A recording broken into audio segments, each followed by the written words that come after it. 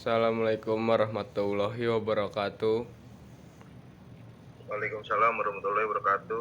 Saya Faisal Akbar dan Ziko Fatu Alfarha dan Muhammad Ariful Huda ingin mempresentasikan materi tentang teknik and skill learning.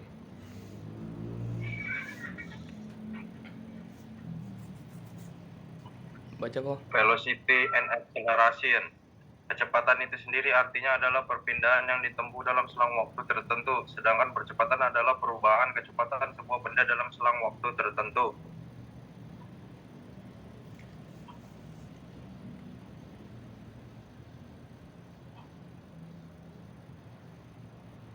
Momentum adalah jumlah gerak yang dimiliki benda dan merupakan produk dari berat dan kecepatan. Di dalam manusia, tubuh dapat terjadi perpindahan momentum dari satu bagian tubuh ke bagian tubuh lainnya. Dalam lompat jauh, misalnya pemblokiran kaki bebas saat fase jajah dengan tanah, saat lepas landas, mentransfer momentum sebagai kekuatan tambahan untuk lepas landas kaki. Momentum sudut adalah jumlah gerakan sudut atau rotasi yang dimiliki benda dan merupakan hasil kali dari momen inersia dan kecepatan rotasi. Saat benda berotasi, momen inersia adalah proporsional untuk ukurannya.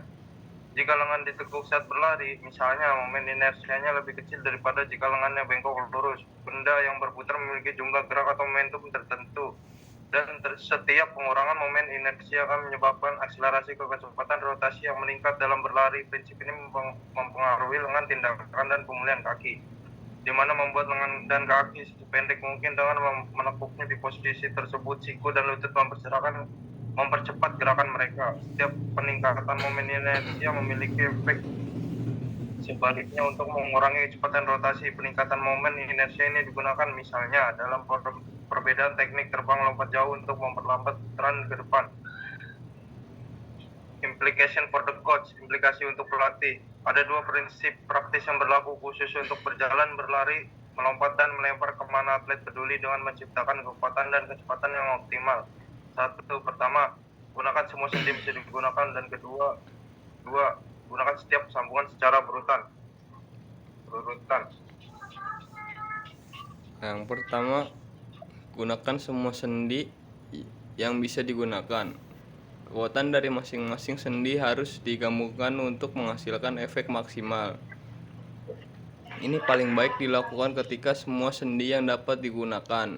Ini akan membantu untuk mendapatkan kecepatan atau akselerasi maksimal dari suatu gerakan. Dalam tolak peluru, contohnya sendi lutut, pinggul, bahu, siku, pergelangan tangan, dan jari, semuanya harus digunakan untuk mengerahkan kekuatan terbesar pada tembakan. Pemula sering melewatkan gerakan sendi awal seperti lutut atau aksi pinggul, atau gagal menyelesaikan gerakan sepenuhnya dengan tidak menggunakan pergelangan tangan atau jari. Yang kedua itu, gunakan setiap sambungan secara berurutan. Ketika beberapa sendi digunakan dalam suatu keterampilan, urutan dan waktunya menjadi penting. Prinsip ini memberitahu kami ketika sendi harus digunakan gerakan dengan kelompok otot besar keluar melalui otot yang semakin kecil. Dari besar ke kecil, pola ini menghasilkan gaya yang optimal dan mengalir. Gerakan terus-menerus. Gerakan terus-menerus dan dapat mengalir menghasilkan apa yang dikenal sebagai penjumlahan gaya, penambahan gaya. Gaya yang dihasilkan dari suatu bagian tubuh dibangun atas kekuatan persendian berikutnya. Dalam tembakan tepat waktu, aksi pinggul dimulai tepat saat aksensi kaki melambat. Aksi bahu dimulai saat rotasi pinggul melambat, dan seterusnya.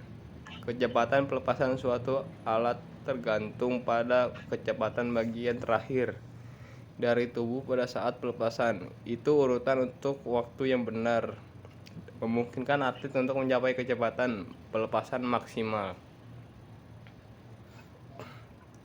Law of motion, hukum gerak.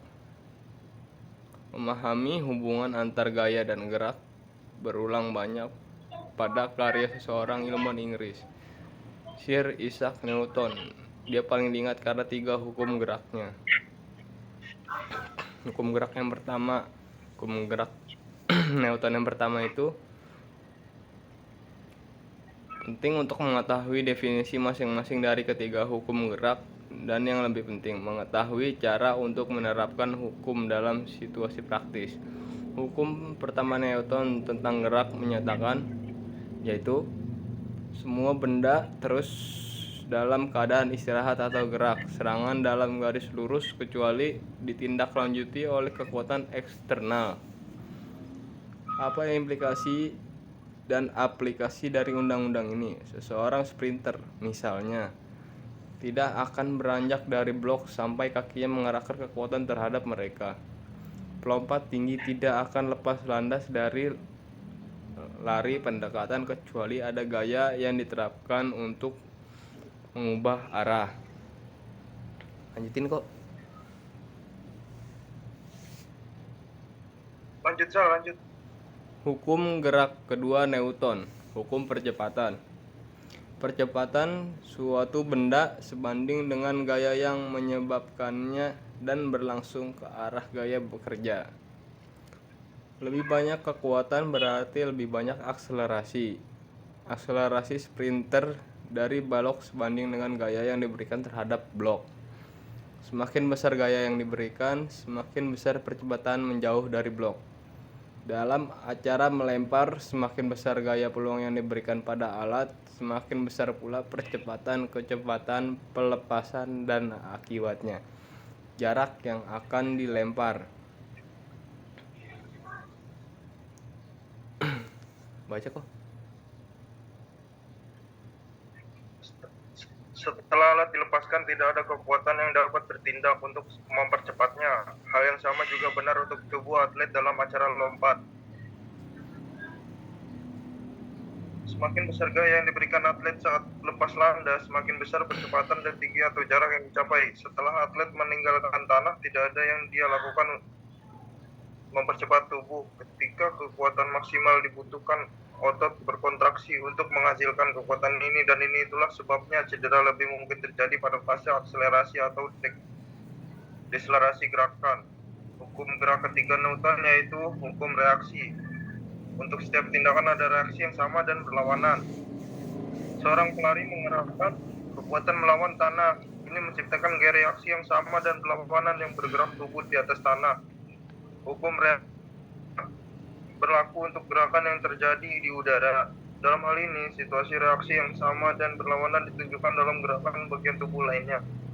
Bersama melompat misalnya akan membawa lengan dan belalai ke depan sebagai persiapan untuk mendarat. Setara dengan reaksi sebaliknya adalah gerakan kaki ke posisi yang baik untuk mendarat. Udah. Ya, cukup sampai di sini presentasi saya, Faisal Akbar dan Ziko Fatu Alfarha dalam menjelaskan materi teknik and skill learning. Mohon maaf jika banyak kekurangan dan kesalahan dari kami. Kami tutup dengan salam. Assalamualaikum warahmatullahi wabarakatuh. Alhamdulillah. Alhamdulillah.